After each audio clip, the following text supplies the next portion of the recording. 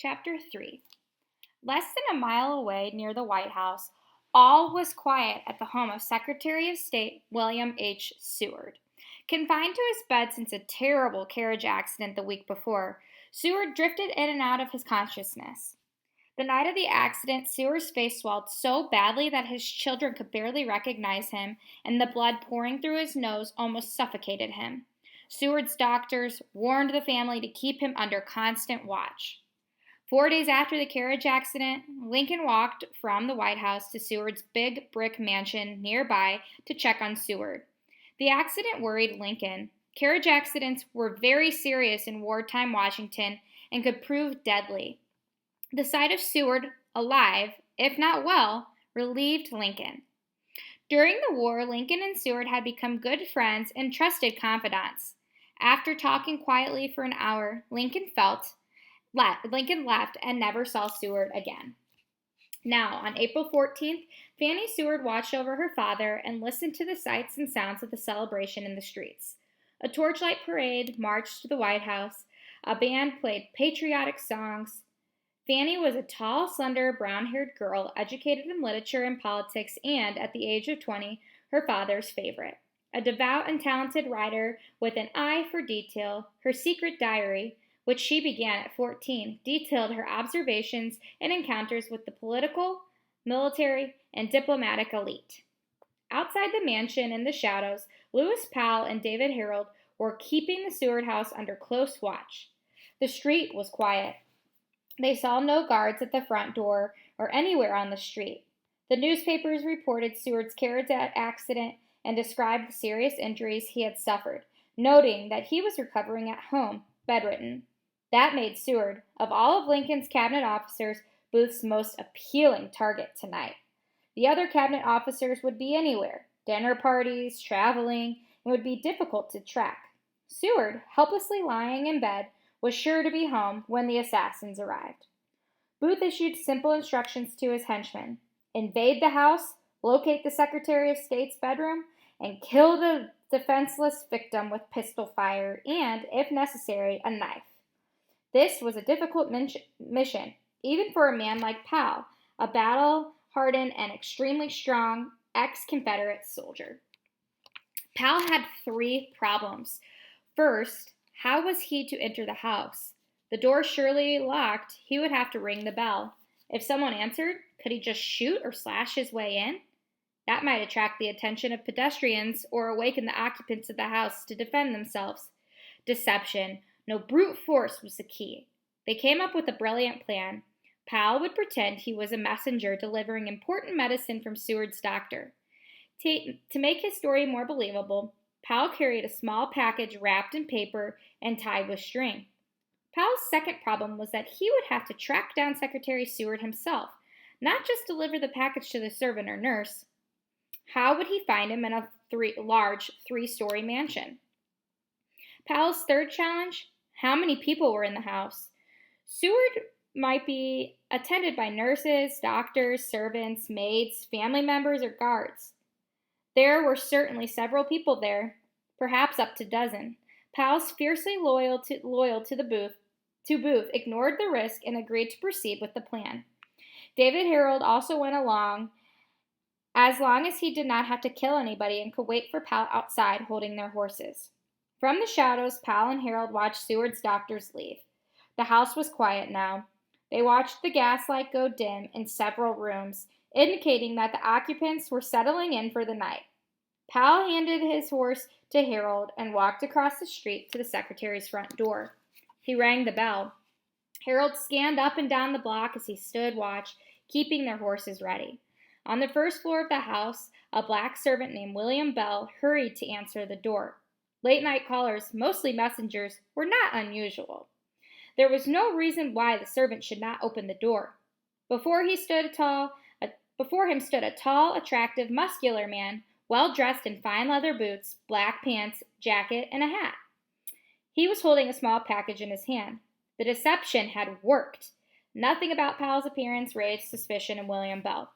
He greeted Powell and asked politely how he could help the visitor. Powell explained his mission. He was a messenger with medicine from Seward's doctor. That sounded reasonable. The servant reasoned the doctor must have prescribed some medicine and ordered it to be delivered to Seward immediately. Powell stepped into the hall and closed the door behind him. Bell reached out to accept the package. "No," Powell said. "The doctor said he had to deliver it personally to the Secretary of State and instruct him how to take the medicine." The servant said he would take the delivery up himself. Powell insisted, "I must go up. He must see the secretary personally." Those were his instructions. For 5 minutes, the assassin and the servant argued about whether Powell would leave the medicine with Bell. "I must go up," he repeated. "I must go up." The next page in the PDF shows some images of David Harold, of Powell, and then the man and woman is Secretary of State Seward, and his daughter Fanny, who was his favorite. We're on page 51. Powell inched towards the staircase, backing Bell up to the landing. The servant was in grave danger. Powell was almost out of patience. Powell lifted a foot to the first step, then another to the second. Bell chattered on, but Powell kept pounding his way up the staircase slowly, his boots striking the steps with dull thuds that echoed to the floors above. Luckily for Bell, he did not try to block Powell's path. Instead, he climbed the stairs with him. At the top of the staircase, Seward's son, Frederick, confronted Bell and the stranger. Powell did not know it, but Frederick stood only a few feet from the closed door to the room where Secretary Seward lay. The stranger explained his mission again. Frederick explained that his father was asleep and that he would take the delivery of the medicine for him. Again, Powell refused, arguing that he must see the secretary. Incredibly, Powell, thanks to the little package he showed as a prop, had still not created suspicion about his true intentions. To Frederick, he seemed like a stupid and stubborn messenger.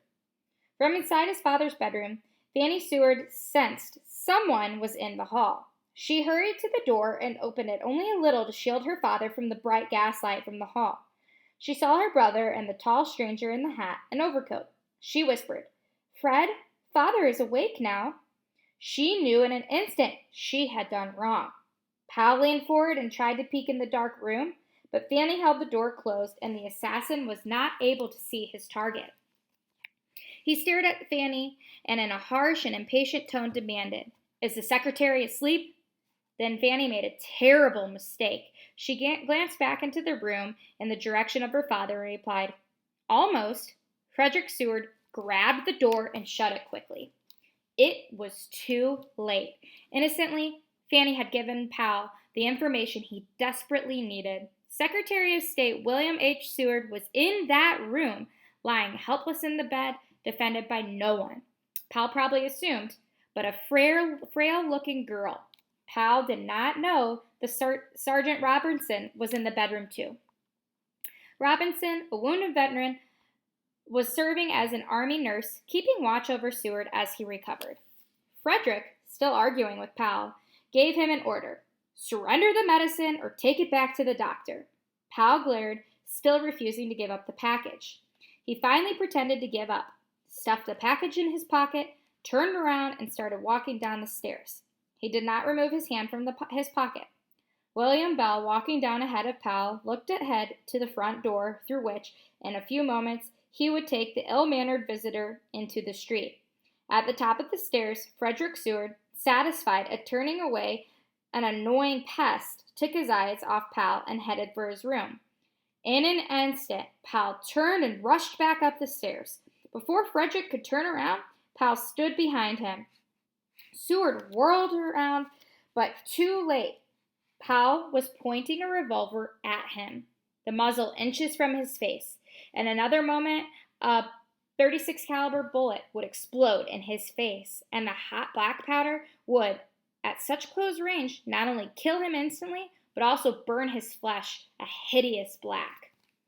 Powell, staring into Frederick's eyes, squeezed the trigger. The hammer fell and struck the percussion cap. Seward had no time to move. He knew he was a dead man.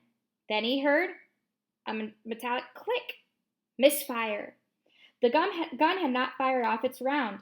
Frederick was still alive, but Powell, unlike his master, Booth, had 5 more rounds in his revolver. He could draw the hammer back with his thumb and take another shot. Then Pal made a mistake that jeopardized his entire mission.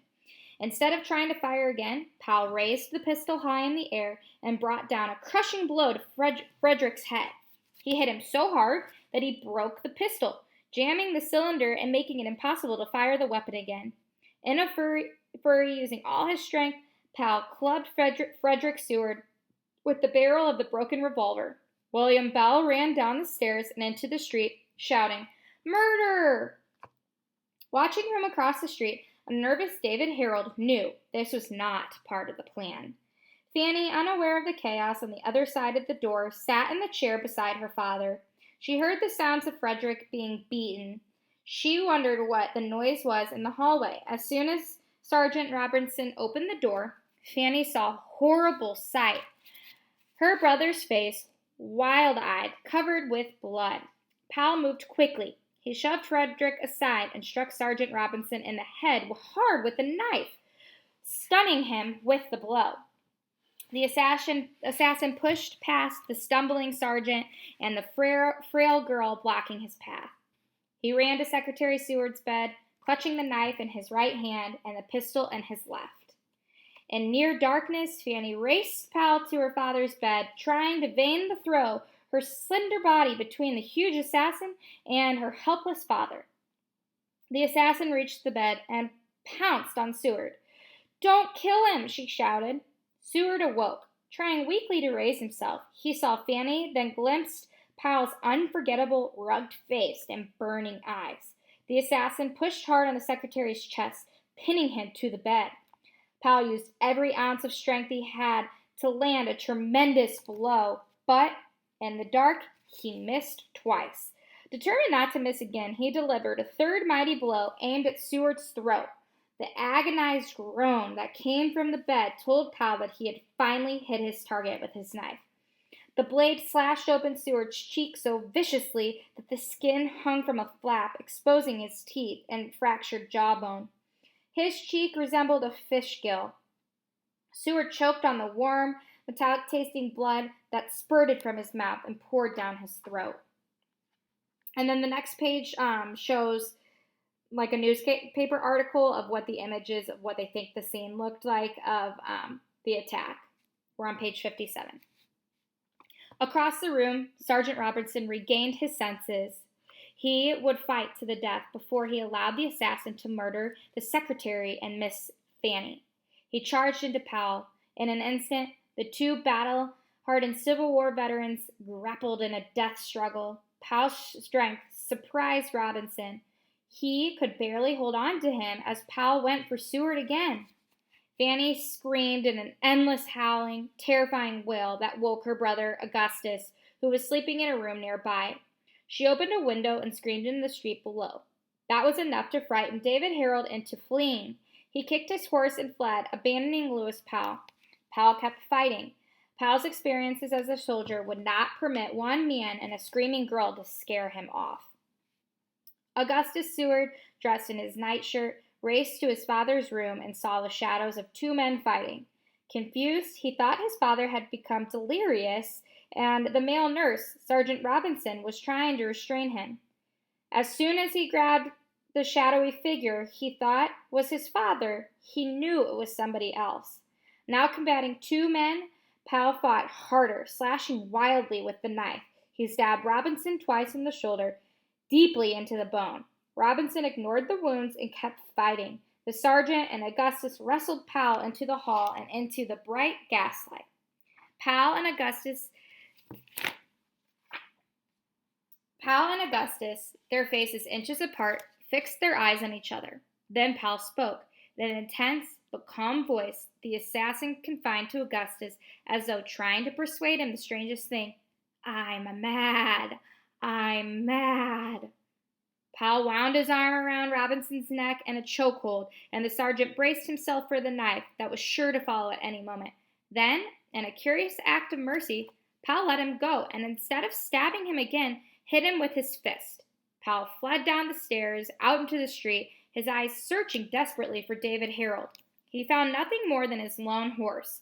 Pal tossed his knife into the ground, mounted his horse, and instead of galloping into the night, calmly trotted away. William Bell, waving his arms in the street, pursued Powell on foot for a few blocks, yelling all the way. Unable to keep up with his horse, he gave up and returned to Seward's house. Fanny ran back to her father's room only to find the bed empty. She saw what she thought was no more than a pile of discarded bedsheets on the floor. But it was her father, in a bloody heap. To save his own life, he had rolled out of the bed during the attack and crashed to the floor, hoping to escape Powell's reach in the dark room. Fanny slipped on a big puddle of blood and tumbled to the floor beside her father. He looked ghastly white and very thin. That made her scream, mistakenly, "Oh my God, my father's dead!" Sergeant Robinson, ignoring his own wounds, lifted the injured Seward from the floor and laid him tenderly in his bed. Seward opened his eyes, looking up at his terrified daughter, and in an unimaginable pain spit the blood out of his mouth and whispered, "I am not dead. Send for a doctor. Send for the police. Close the house."